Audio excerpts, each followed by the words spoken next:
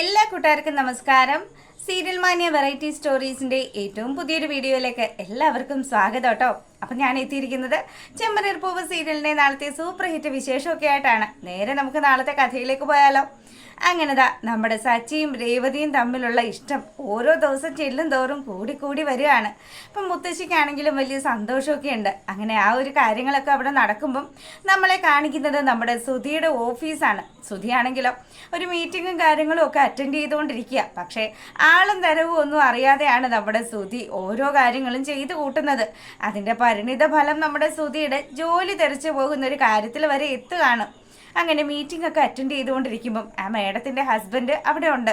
പക്ഷേ ഇത് അവരുടെ ഭർത്താവാണെന്ന് പോലും മനസ്സിലാക്കാതെ സുധിയാണെങ്കിൽ ബിസിനസ്സിൻ്റെ കാര്യങ്ങളും അത് ഡെവലപ്മെൻറ്റ് ചെയ്യുന്ന കാര്യങ്ങളും ഇനി ഈ ഓഫീസിൽ ആവശ്യമുള്ള ആൾക്കാർ മാത്രം മതി, അല്ലാതെ അനാവശ്യമായിട്ടുള്ള ഒരാളെ പോലും ഒരു സ്റ്റാഫിനെ പോലും വെച്ച് പൊറപ്പിക്കേണ്ട, കമ്പനി ലാഭത്തിൽ ഓടണമെങ്കിൽ ഇത്തരം കാര്യങ്ങളെല്ലാം ശ്രദ്ധിക്കണം തുടങ്ങിയ കാര്യങ്ങളൊക്കെ പറയുമ്പോഴത്തേക്കിനും ഇതെല്ലാം മൂളി കേൾക്കുകയാണ് അവിടെയുള്ള ആ ഒരു മേഡം. പുള്ളിക്കാരിയാണെങ്കിലോ അതിനുശേഷം സുധിയോട് പറയുന്നുണ്ട്, ദാ സുധിയുടെ ടേബിളിലേക്ക് ഒരു പേപ്പർ ഇപ്പോൾ വരും, അതൊന്ന് കൈപ്പറ്റിക്കോ എന്ന് പറയുകയാണ്. അതിനെന്താ മേഡം, ഞാൻ ഈ ഐഡിയ ഒക്കെ പറഞ്ഞു തന്നതുകൊണ്ട് മേഡം എനിക്ക് പ്രമോഷനോ വല്ലതും തന്നതാണോ എന്ന് ചോദിക്കുകയാണ്. അതെങ്കിൽ ആയിക്കോട്ടെ എന്നും പറഞ്ഞ് സുധി ആ ഒരു പേപ്പർ വാങ്ങുമ്പോൾ പുള്ളിക്കാരനെ ശരിക്കും ഞെട്ടിപ്പോവാണ്. എന്താന്ന് വെച്ചാൽ പിരിച്ചു വിടുന്നതിനുള്ള ഒരു നോട്ടീസാണ് നമ്മുടെ സുധിക്ക് കിട്ടിയത്. സുധിയാണെങ്കിലോ മേഡം എന്തിനാണ് എന്നെ ജോലിയിൽ നിന്ന് പറഞ്ഞു വിടുന്നതെന്ന് ചോദിക്കുമ്പം അതെ ആളും തരവും അറിഞ്ഞു വേണം മോനെ കളിക്കാൻ. എന്തായാലും ഇതുപോലെയുള്ള ഒരാൾ നീ ഇച്ചിരി മുമ്പ് പറഞ്ഞല്ലോ, ആവശ്യമുള്ള ആൾക്കാർ ആവശ്യമുള്ള സ്റ്റാഫുകൾ അത് നമ്മളോട് കൂറുള്ള ആൾക്കാരെ നിർത്തിയാൽ മതിയെന്ന്. ആ ഒരു കാര്യം ആലോചിക്കുമ്പോഴത്തേക്കിനും എന്തായാലും സുധിക്ക് ഇനി ഇവിടെ തുടരാൻ പറ്റില്ല, സുധി പുറത്തു പോയിക്കോളൂ എന്നുള്ള ആ ഒരു തീരുമാനം മേഡം അറിയിക്കുകയാണ്. അങ്ങനെ വളരെ നിരാശനായി സുധിത പുറത്തേക്ക് ഇറങ്ങി വരുമ്പോഴത്തേക്കിനും മറ്റൊരു സാറിനെ കാണുകയാണ്. ആ സാറിൻ്റെ അടുത്തും കാര്യങ്ങൾ സംസാരിക്കുമ്പം സാറേ എന്താണ് ആ മേഡത്തിന് ഞാൻ അയാളെ പറഞ്ഞത് പിടിക്കാത്തത് കൊണ്ടാണോ? ഇനി അങ്ങനെയൊക്കെ ആണെങ്കിൽ അവർ തമ്മിൽ എന്തെങ്കിലും റിലേഷൻ ഉണ്ടോ എന്ന് ചോദിക്കുമ്പം മോനെ ഒരു സ്ഥലത്ത് ജോലിക്ക് കയറുമ്പം അവിടെ ആരെയൊക്കെയാണ് ബഹുമാനിക്കേണ്ടത്, ആരെയൊക്കെയാണ് തള്ളിക്കളയേണ്ടത്, എല്ലാ കാര്യങ്ങളും മനസ്സിലാക്കി ആ ഓഫീസിൻ്റെ രീതിക്കനുസരിച്ച് മുന്നോട്ട് പോയി കഴിഞ്ഞാൽ നിനക്ക് പ്രശ്നം ഉണ്ടാവില്ല.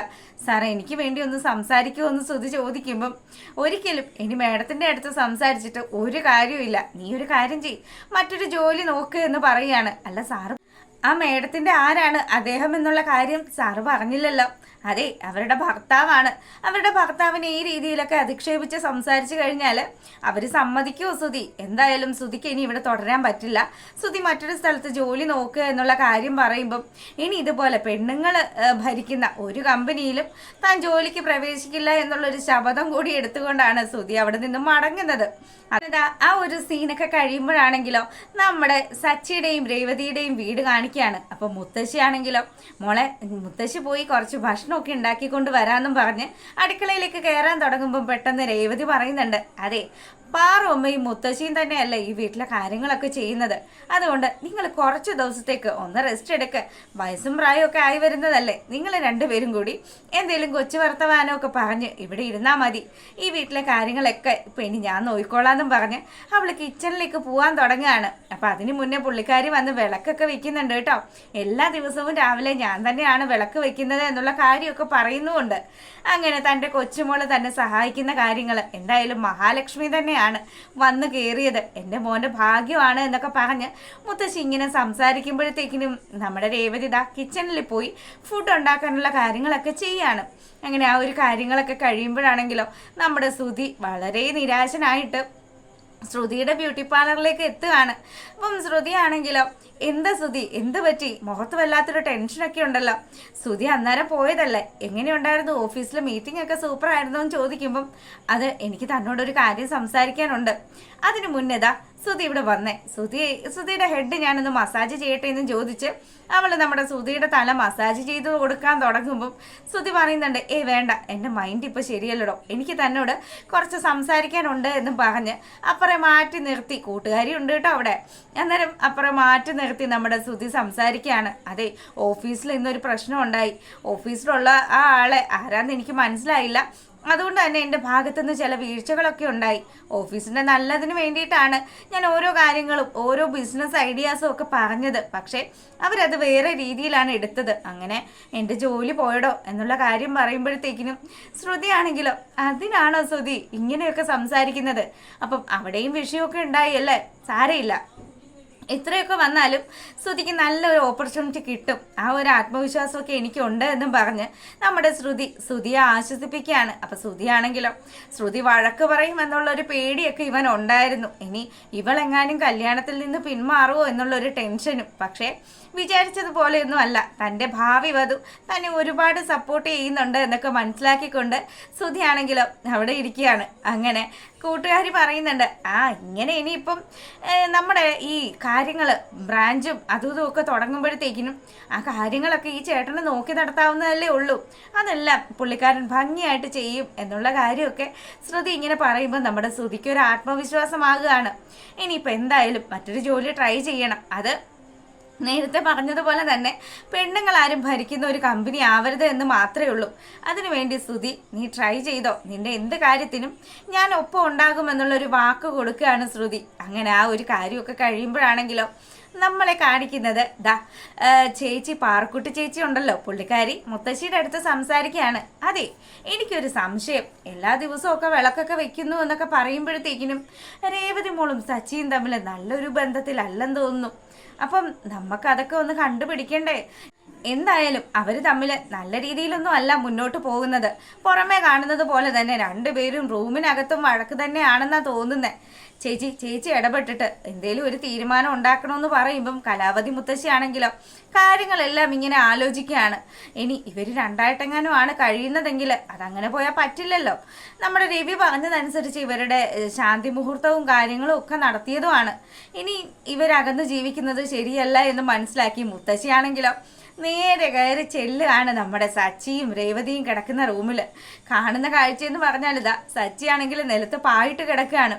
അപ്പം നമ്മുടെ മുത്തശ്ശി അവിടെ നിന്ന് നോക്കുമ്പം രേവതി കട്ടിലും കിടക്കുകയാണ്. ഇത് കാണുമ്പോഴത്തേക്കിനും മുത്തശ്ശി മനസ്സിലാക്കുക പാറു പറഞ്ഞത് ശരി തന്നെയാണ്. രണ്ടുപേരും ഇതാണല്ലേ പരിപാടി. എന്തായാലും ഇനി ഇങ്ങനെ വിട്ടുകഴിഞ്ഞാൽ ശരിയാവില്ല. തൻ്റെ കൊച്ചുമകനും അവൻ്റെ ഭാര്യയും തമ്മിൽ അകന്നു കഴിഞ്ഞാൽ അത് ശരിയാവില്ല. രവിക്ക് വാക്ക് കൊടുത്തതുപോലെ തന്നെ ഈ വീട്ടിൽ നിന്നും അവർ മടങ്ങിപ്പോകുന്ന സമയത്ത് അവർ രണ്ടുപേരും ഒന്നാവണം എന്നുള്ള ആ ഒരു കാര്യമൊക്കെ മുത്തശ്ശി ഇങ്ങനെ ആലോചിക്കുക. എന്തായാലും നമ്മുടെ പാറക്കുട്ടി അമ്മയും നമ്മുടെ കലാവതി മുത്തശ്ശിയും കൂടി എന്തെങ്കിലും ഒരു കുരുട്ടുബുദ്ധി പ്രയോഗിക്കാതിരിക്കില്ല. അങ്ങനെ നമ്മുടെ സച്ചിക്കുട്ടനും ഇപ്പം തന്നെ കുറച്ചൊക്കെ ഒരു രണ്ടുപേരും കൂടിയുള്ള കോമ്പിനേഷൻ സീൻസൊക്കെ കാണുമ്പോൾ നമുക്ക് മനസ്സിലാകുമല്ലോ രണ്ടുപേരും കൂടെ അത്യാവശ്യം നല്ല രീതിയിൽ സ്നേഹിച്ചു തുടങ്ങി വരികയാണ്. അപ്പം ആ രീതിയിൽ തന്നെ എന്തായാലും മുന്നോട്ട് കൊണ്ടുപോകാൻ മുത്തശ്ശിയുടെ വക എന്തെങ്കിലും കാര്യങ്ങളൊക്കെ നടക്കും. അപ്പം ആ ഒരു കാര്യങ്ങളൊക്കെ അവിടെ നടക്കുമ്പോഴാണെങ്കിലോ നമ്മളെ കാണിക്കുന്നത് രവി ആണെങ്കിൽ നല്ലൊരു ഉറക്കമൊക്കെ ഉറങ്ങി ഒന്ന് ചുമ്മാ ഒന്ന് കണ്ണു തുറന്ന് നോക്കുന്ന സമയത്ത് കട്ടിലിൽ ചന്ദ്രമതി കുത്തിയിരിക്കുന്ന കാഴ്ചയാണ് കാണുന്നത്. അല്ല ചന്ദ്രൻ, നീ ഇതെന്താ ഉറങ്ങാതെ കുത്തിയിരിക്കുന്നതെന്ന് ചോദിച്ച് പുള്ളിക്കാരൻ ചാടി എഴുന്നേറ്റു. നിനക്കെന്താടി വല്ല വയ്യായിക ഉണ്ടെങ്കിൽ നിനക്ക് എന്നെ വിളിക്കാറുന്നല്ലോ എന്നൊക്കെ ചോദിക്കുമ്പം ചന്ദ്രമതി ആണെങ്കിലോ അതെ മനുഷ്യ, പെട്ടെന്നൊന്നും അങ്ങനെ ഉറങ്ങിക്കഴിഞ്ഞാൽ ശരിയാവില്ല. ഞാൻ ഉറങ്ങിയാലേ എൻ്റെ ഈ ഹെയർ സെറ്റ് ചെയ്ത് വെച്ചേക്കുന്നതും എൻ്റെ ഈ മേക്കപ്പും സംഭവം ഒക്കെ പോവില്ലേ? അല്ല അതിനിപ്പോൾ എന്താ ചന്ദ്രേ, നീ ഇപ്പം തൽക്കാലത്തേക്ക് നിന്റെ മരുമോള് നിന്നെ ഒന്ന് ഒരുക്കിയെന്നല്ലേ ഉള്ളൂ. ഇനി ഇത് ജീവിതകാലം മുഴുവൻ ഇത് തലേ വെച്ചോണ്ട് നടക്കാനാണോ? അപ്പം ഇനി കുളിയും ജപമൊന്നും ഇല്ലേന്ന് ചോദിക്കുകയാണ്. ഞാനൊരു 10 വയസ്സ് കുറഞ്ഞതിൻ്റെ കുശുമ്പല്ലേ നിങ്ങൾക്ക്? സത്യം പറയും അത് തന്നെയാണ് എന്നും പറഞ്ഞ് ചന്ദ്രമതി ആണെങ്കിൽ രവിയുടെ ചെവി തിന്നാൻ തുടങ്ങി. രവി അപ്പോൾ പറയുന്നുണ്ട്, എൻ്റെ പൊന്നു ചന്ദ്രേ, ഇങ്ങനെ ഉറക്കമൊക്കെ ഉളച്ചിരുന്ന് പ്രഷറും ഷുഗറും കൊളസ്ട്രോളും ഒക്കെ നീ അങ്ങ് കൂട്ടി വെക്ക്. അതും പോരാഞ്ഞിട്ട് വേറെ അസുഖങ്ങളും കൂടെ വരുത്തി വെക്ക്. അപ്പം നിനക്ക് സമാധാനമാവും. ആശുപത്രിയും മരുന്നും ഒക്കെ ആയിട്ട് നടക്കുമ്പോഴേ നിനക്ക് സമാധാനമാവുള്ളൂ എന്നും പറഞ്ഞ് പുള്ളിക്കാരനപ്പുറം മാറി അങ്ങ് കിടക്കുമ്പം ചന്ദ്ര നിങ്ങൾ എന്ത് പറഞ്ഞാലും വേണ്ടിയില്ല, ഇന്ന് രാത്രി ഇതൊന്നും പോകാൻ ഞാൻ സമ്മതിക്കില്ല. നാളെ ഇവിടെ അയലൊക്കംകാരെ മുഴുവനും കാണിക്കാനുള്ളതാണെന്നും പറഞ്ഞ് ചന്ദ്രമതി അങ്ങനെ കുത്തിയിരിക്കുന്ന കാഴ്ചയൊക്കെ കാണിച്ചുകൊണ്ടാണ് നാളത്തെ വിശേഷം അവസാനിക്കുന്നത്. അപ്പോൾ എല്ലാവരും കാണുക, സപ്പോർട്ട് ചെയ്യുക. ആദ്യമായിട്ട് കാണുന്ന കൂട്ടുകാരാണെങ്കിൽ നിങ്ങൾക്ക് ഇഷ്ടപ്പെട്ടാൽ സബ്സ്ക്രൈബ് ചെയ്യാൻ മറക്കരുത് കേട്ടോ. എല്ലാവർക്കും നല്ലൊരു രാത്രിയൊക്കെ ആശംസിച്ചുകൊണ്ട് നമ്മൾ വീഡിയോ വൈൻഡപ്പ് ചെയ്യാണ്. താങ്ക്